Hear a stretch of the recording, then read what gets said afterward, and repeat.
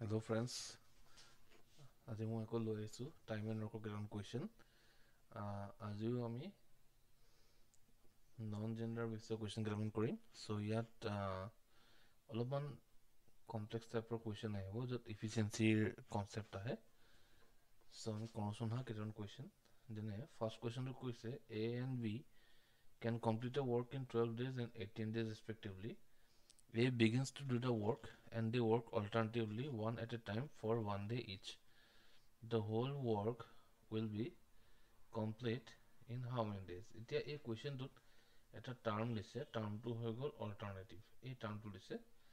এতিয়া এই টাৰ্মটোৰ কাৰণে আমি কি কৰিব লাগিব? এই কুৱেশ্যনটো কৰোঁতে অকণমান আমাৰ কনচেপ্টটো বেলেগ আহিব। ফাৰ্ষ্ট ষ্টেপটো সদায় একে থাকিব। আমি কি কৰিম ইয়াত? ফাৰ্ষ্টত আমি A আৰু Bটো লিখি লওঁ। 12 ডেইজত কৰিছে, 18 ডেইজত কৰিছে। ইহঁত দুটাৰ যিটো এলচিএম হ'ব, এলচিএমটো আমি পাম 36 আৰু এইটোক আমি টোটেল ৱৰ্ক বুলি ধৰিম। এতিয়া নেক্সট ষ্টেপত আমি কি কৰিম? আমি A 1 ডেত কিমান কৰে সেইটো উলিয়াই ল'ম। 1 ডেত কৰিব 36/12 মানে 3 ৱৰ্ক, আৰু B এ 1 ডেত কৰিব 36/18 মানে 2 ৱৰ্ক। এতিয়া কুৱেশ্যনটোত কৈছে A আৰু B এ কাম ষ্টাৰ্ট কৰিলে, কিন্তু তাহাঁতি কামটো অল্টাৰনেটিভ ডেজত কৰিছে। মানে যদি ফাৰ্ষ্ট ডেৰ দিনা A আহে, A কৰি যাব 3 ৱৰ্ক। ছেকেণ্ড ডেৰ দিনা B আহিলে, B এ কৰি যাব 2 ৱৰ্ক। ইয়াৰ মিনিংটো হৈ গ'ল 2 ডেইজত আমি 5 ৱৰ্ক পালোঁ। তাৰমানে আমি যদি চিম্পল কনচেপ্টটো চাওঁ, A প্লাছ B এ 2 ডেইজত কৰে 5 ৱৰ্ক।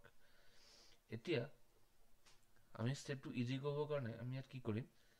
টোটেল আমি দুদিনত 5 ৱৰ্ক হৈ আছে, আৰু ইয়াত আমি দেখি আছোঁ টোটেল ৱৰ্কটো 36।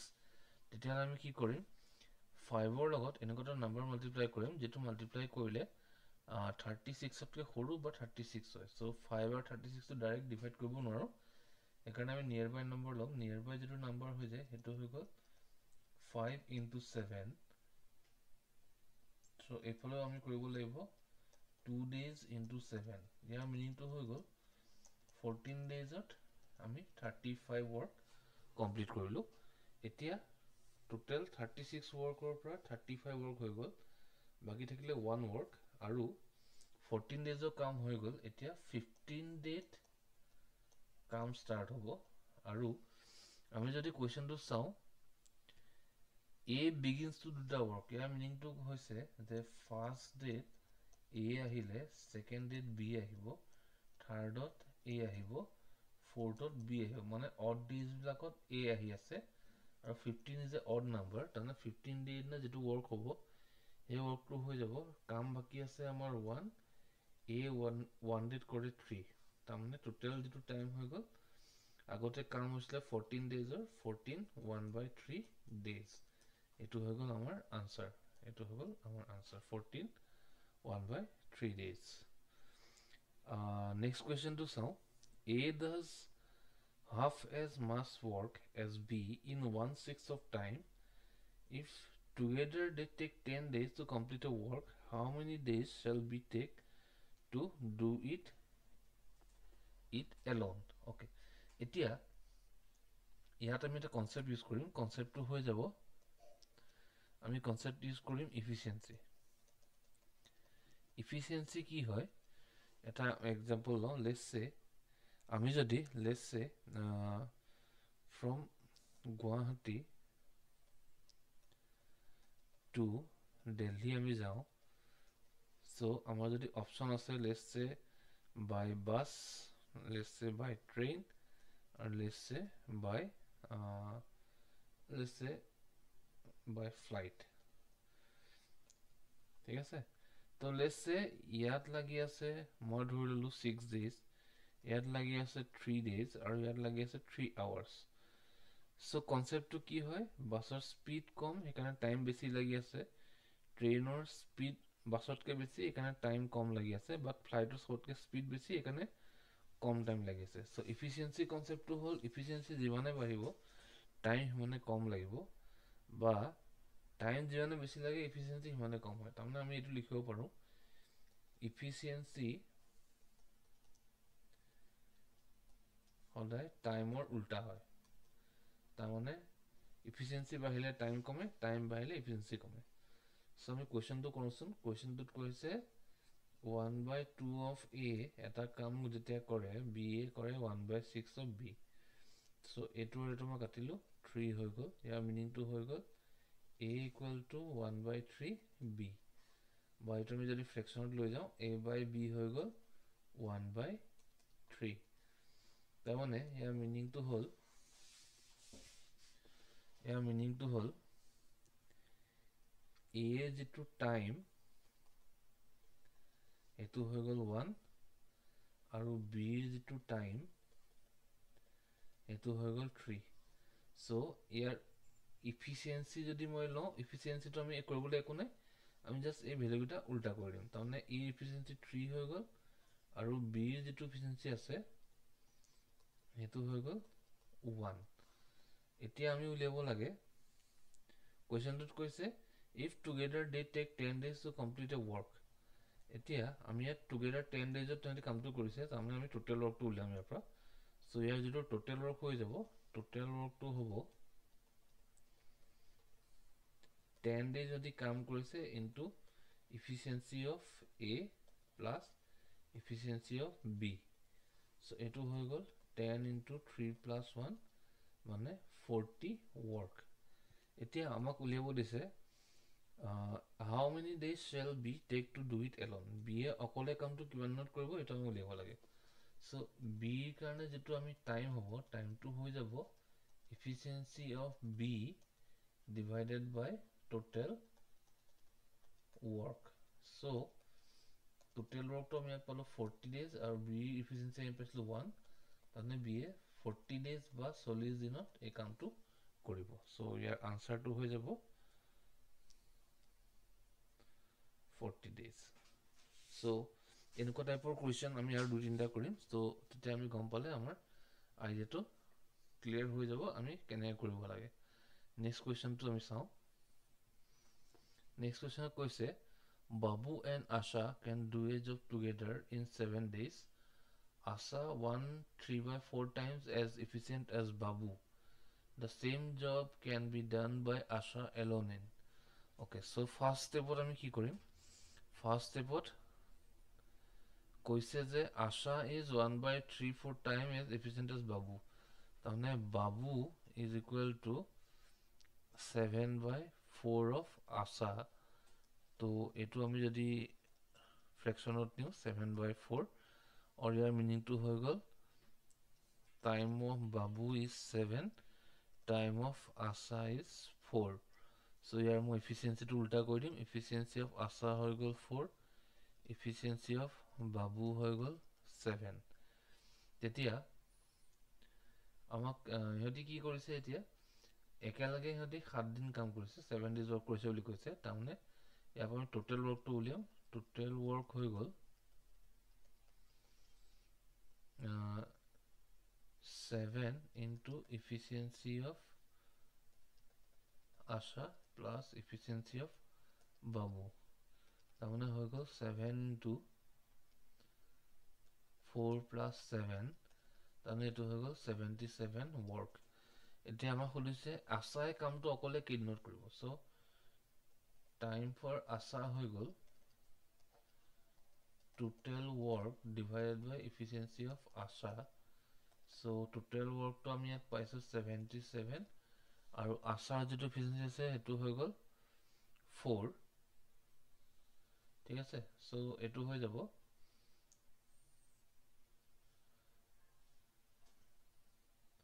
77/4 সো আশাৰ কাৰণে যেটো আমি আনসাৰ পাম হেতু হৈ যাব 77/4 ঠিক আছে ওকে সো নেক্সট কোৱেশ্চনত যাও নেক্সট কোৱেশ্চনটো কৈছে A does half as much as work in 3/4 of the time if together they take 18 days to complete a work how much time shall be take to do it alone so similar type of concept ইয়াতো আমি একেটা কামেই কৰিম তাৰমানে ইয়াত কৈছে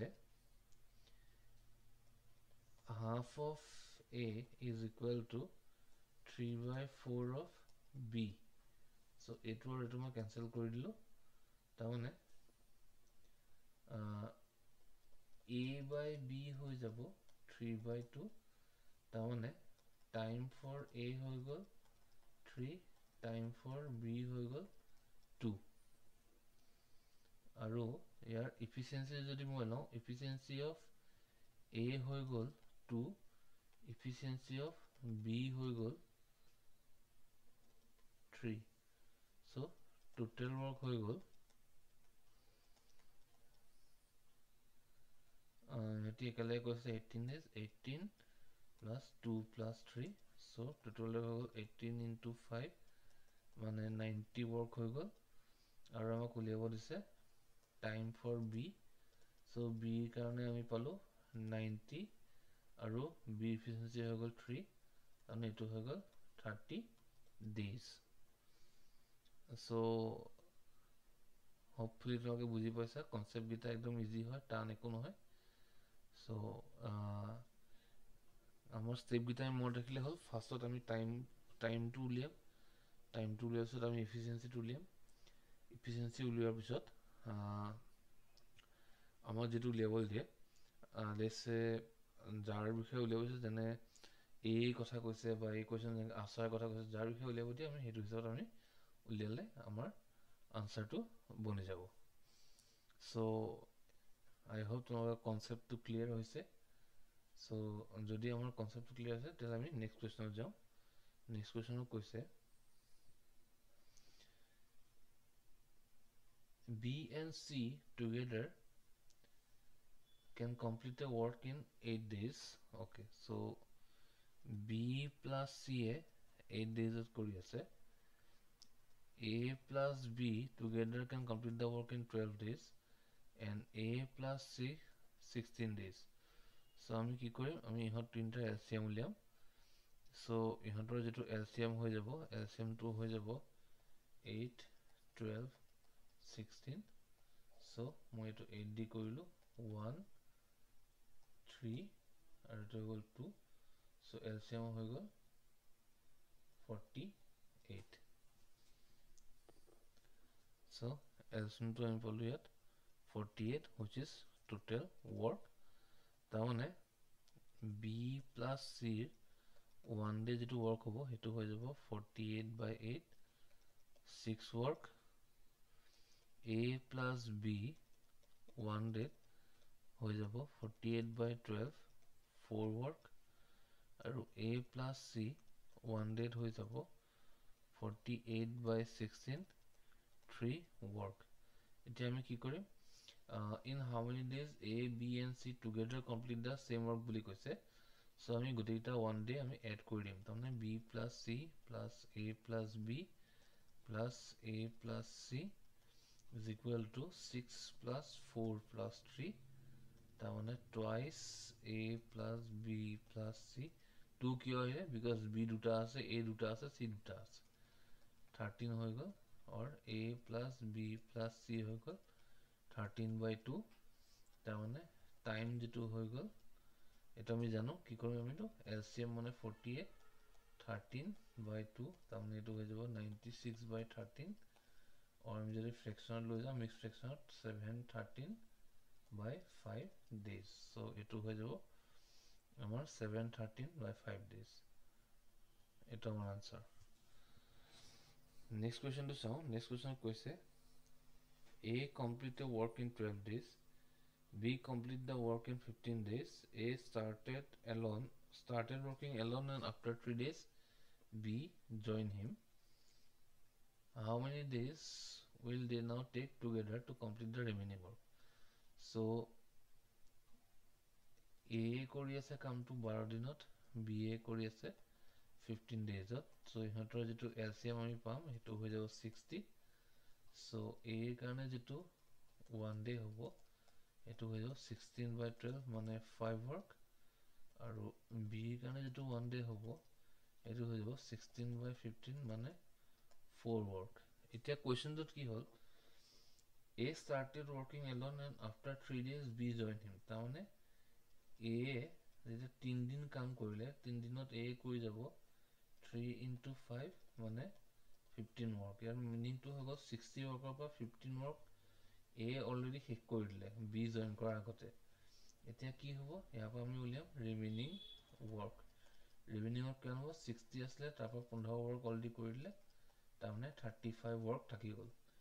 এতিয়া কি হ'ল A লগত আহি B এ জইন কৰি দিলে তেতিয়াহ'লে ইহঁতৰ কাম কৰা স্পীড বাঢ়ি গ'ল মানে টোটেল work এদিনত বাঢ়ি যাব তাৰমানে 9 work হৈ যাব. সো ইহঁতৰ কাৰণে A আৰু B কাৰণে যেটো টাইম লাগিব টাইম হৈ গ'ল remaining work by 9 or 35 by 9. So যেটো আমাক খুলিছে how many days will they take together to complete the remaining work. Sorry eto minus কৰিলে এটো 45 হ'ব. So এটো 45 by 9 তাৰমানে 5 days ইহঁতি কামটো বাকিনি ৰিমেইনিং যেহেতু ইয়াত ৰিমেইনিং workটো দিছে তাৰমানে 5 দিন লাগিব বাকি থকা কামখিনি শেষ কৰিব কাৰণে. ওকে নেক্সট কোৱেশ্চন আমি চাওঁ. হোপ এখিনিলৈকে তোমালোকৰ কনসেপ্টটো ক্লিয়াৰ হৈছে.